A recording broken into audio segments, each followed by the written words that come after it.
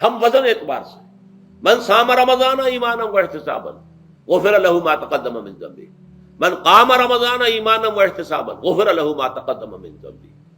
اب سوال پیدا ہوتا ہے قیام اللیل سے مراد کیا ہے؟ یہاں پہ میں تراویح کی کا جو پس منظر ہے وہ بیان کر دینا چاہتا ہوں۔ دیکھیے جیسا کہ ہم نے خطبے میں بھی دیکھ لیا، اللہ نے قیام اللیل جو ہے اسے فرض نہیں ٹھہرایا، تطوعا۔ قرآن مجید میں بھی اس کا کوئی ذکر نہیں، احادیث میں اس کی تشویق و ترغیب پوری موجود ہے۔ ایک اور حدیث بھی ہم بعد میں پڑھیں گے اس پر۔ اس کا پس منظر کیا تھا کہ اس کو چھوڑ دیا گیا۔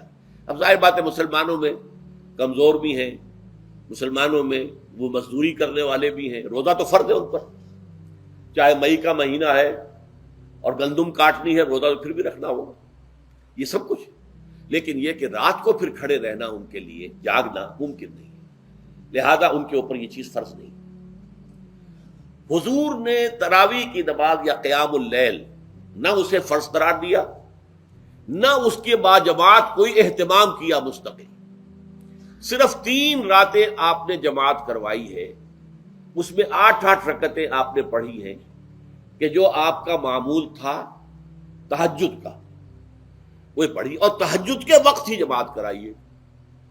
یہ ہے وہ حدیث۔ اس کے علاوہ کسی نماز تراویح جو ہے جو ہم پڑھتے ہیں 20 رکعتیں عشاء کے ساتھ متصل، اس کا کوئی ذکر نہ دور نبوی میں ہے نہ دور صدیق اکبر میں ہے۔ یہ دور حضرت عمر کی خلافت میں ہوا ہے، اور ہم نہیں کہہ سکتے کتنے سال کے بعد ہوا ہے۔ حضرت عمر رضی اللہ تعالیٰ عنہ کی خلافت کا دور جو ہے وہ تو 10 برس ہے، ہو سکتا ہے 5 برس کے بعد ہوا ہو، 6 برس کے بعد ہوا ہو، 12 ہوا ہے ان کے عہد میں۔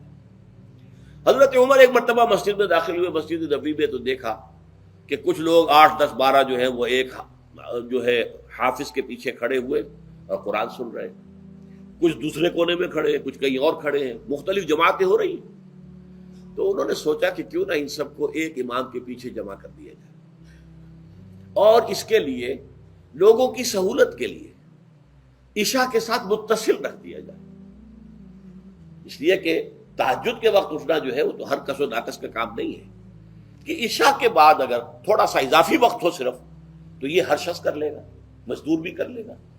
لہذا آپ نے یہ نظام تجویز فرمایا کہ عشاء کے متصل بعد 20 رکعت نماز پڑھی جائے اور ایک امام کے پیچھے پڑھی جائے۔ یہ گویا کہ اجتہاد ہے حضرت عمر رضی اللہ تعالی عنہ، اس کو آپ نے خود بدعت بھی قرار دیا ہے، لیکن بدعت حسنہ۔ بدعت کس اعتبار سے؟ لغوی اعتبار سے، نئی بات، اس لیے کہ حضور کے زمانے میں نہیں تھی، تو یہ اس طریقے سے ایک نئی بات ہے۔ لیکن یہ بات چونکہ بہت اچھی ہے، بہت عمدہ ہے، آپ جب یہ نظام چل پڑا تو ایک دن مسجد میں آئے، دیکھا کہ بڑی بھری مسجد ہے، صحابہ کھڑے ہیں اور ایک امام کے پیچھے قرآن سن رہے ہیں۔ آپ نے فرمایا نعم البدعۃ ھذہ، یہ جو ہم نے نئی بات شروع کی ہے یہ بہت اچھی ہے، بہت عمدہ ہے۔ اب یہاں سے فرق واقع ہو گیا ہے۔ ایک تو اہل تشیع جو ہے وہ تو ویسے ہی حضرت عمر سے بہت دشمنی رکھتے ہیں، عناد رکھتے ہیں، تو حضرت عمر کے اجتہادات سے انہیں نفرت ہے، انہیں دوری ہے، چاہے وہ کوئی سا بھی حضرت عمر کا اجتہاد ہو۔ ہمارے ہاں اہل حدیث حضرات بھی در حقیقت حضرت عمر یا کسی اور خلیفہ راشد کے فعل کو وہ سمجھتے ہیں کہ یہ ایگزیکٹو آرڈرز ہیں، یہ ہمیشہ کے لیے نہیں ہے۔ حضرت عمر نے اپنے دور میں ایک نظام قائم کیا، ان کے دور کے لیے ٹھیک تھا، یہ ہمیشہ کے لیے نہیں۔ ہمیشہ کے لیے وہ 8 ہی رکعتوں کے قائل ہیں، وہ تہجد والے، لیکن اس میں بہرحال انہوں نے بھی خود یہ اضافہ کیا ہے کہ وہ 8 رکعتیں وہ عشاء کے ساتھ متصل پڑھتے ہیں، تہجد کے وقت تو نہیں پڑھتے۔ اور حضور نے تو صرف 3 روز جو ہے وہ کرائی تھی جماعت، وہ لوگ 30 دن یا 29 دن پڑھ رہے ہیں، تو اضافہ تو انہوں نے بھی کر دیا، وہ نظام میں تبدیلی تو ہو گئی۔ لیکن اہل سنت جو کہلاتے ہیں، ہمارے جو 4 جو ہیں، جو ہمارے مسلک ہیں، حنفی، مالکی، شافعی، حنبلی، ان کا اتفاق ہے اس پر حضرت عمر کا، کیونکہ ان کے سامنے اصول یہ ہے کہ حضور نے فرمایا علیکم بسنتی وسنت الخلفاء الراشدین المہدیین، تم پر لازم ہے کہ میری سنت کو پکڑو مضبوطی کے ساتھ، اور میرے خلفائے راشدین مہدیین جو ہیں ان کی سنت کو پکڑو۔ اس اصول سے یہ چاروں فقہیں جو ہیں حضرت عمر کے اجتہادات جو ہیں ان کو بھی پابندی سمجھتے ہیں کہ تمام عمر کے لیے، قیامت تک کے لیے امت مسلمہ پر ان کی پیروی لازم ہے، لہذا اس میں اجماع ہے۔ اور یہاں تک کہ یہ سب سے آخری جو اس میں مسلک پیدا ہوا ہے زمانی اعتبار سے، سب سے پہلے مسلک جو ہے حنفی پیدا ہوا ہے، پھر مالکی پیدا ہوا ہے، پھر شافعی پیدا ہوا ہے، اور پھر حنبلی آخری ہے۔ اور امام احمد ابن حنبل بہت بڑے محدث بھی ہیں۔ مسند احمد ابن حنبل جو ہے وہ بہت بڑی کتاب ہے، بہت اہم کتاب ہے، جامع کتاب ہے۔ تو ان کے ہاں بھی 20 رکعتیں ہیں۔ چنانچہ حرمین شریفین میں، سعودی عرب میں، مکے اور مدینہ منورہ میں جو نماز تراویح ہوتی ہے اس کی 20 رکعتیں ہیں، لیکن اہل حدیث حضرات جو ہے وہ اس 8 کے اوپر اکتفا کرتے ہیں۔ بہرحال یہ ایک اختلاف ہے جو میں نے اس کا پس منظر بیان کر دیا، لیکن اس 20 رکعت نماز سے ادا کرنے سے، جو کہ زیادہ سے زیادہ 50 منٹ یا 1 گھنٹہ لگتا ہے، اس سے وہ قیام اللیل کا حق ادا نہیں ہوتا۔ قیام اللیل کا تو کچھ اور ہی تقاضا ہے۔ قیام کسے کہتے ہیں؟ یہ سورہ مزمل سے واضح ہوتا ہے، یا ایھا المزمل قم اللیل الا قلیلا نصفہ او انقص منہ قلیلا او زد علیہ ورتل القرآن ترتیلا۔ آدھی رات یا آدھی رات سے کچھ کم، یعنی تہائی رات، یا آدھی رات سے کچھ زائد، 2/3 رات، یہ ہے قیام اللیل۔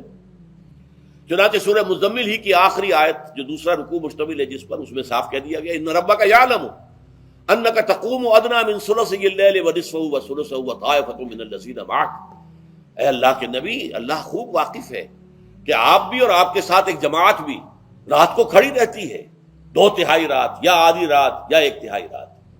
تو یہ سارا معاملہ جو ہے قیام اللیل کا، گویا کہ کم سے کم 1/3 رات پر اس کا اطلاق ہو سکے گا، یہ نہیں کہ 1 گھنٹے۔ اب اس کے ضمن میں دیکھیے حدیث پڑھیے، تیسری حدیث ہے ان عبداللہ ابن عمرو ابن العاص رضی اللہ تعالی عنہ۔ یہ وہی عبداللہ ابن عمرو ہے جن کی میں نے آپ کو حدیث پہلے سنائی ہے۔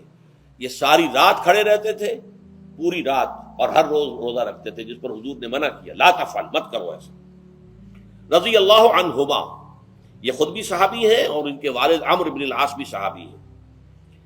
ان رسول اللہ صلی اللہ علیہ وسلم قال، کہ اللہ کے رسول صلی اللہ علیہ وسلم نے فرمایا، الصیام والقرآن یشفعان للعبد، روزہ اور قرآن بندے کے حق میں شفاعت کریں گے۔ یقول الصیام، روزہ یہ عرض کرے گا اللہ کی جناب میں، اے رب پروردگار، انی منعتہ الطعام والشہوات بالنہار، میں نے تیرے اس بندے کو دن کے دوران کھانے پینے سے اور اپنی شہوت کا تقاضا پورا کرنے سے روکے رکھا، یہ میری وجہ سے روکا رہا، تو میری شفاعت اس کے حق میں قبول فرما، فشفعنی فیہ، میری شفاعت اس کے حق میں قبول فرما۔ ویقول القرآن، قرآن کیا کہے گا؟ منعتہ النوم باللیل، میں نے اسے رات کے وقت سونے سے، نیند سے روکے رکھا، فشفعنی فیہ، تو اس کے حق میں میری شفاعت قبول فرما۔ حضور فرماتے فیشفعان، ان دونوں کی شفاعت قبول کی جائے گی۔ یہ ہے قیام اللیل۔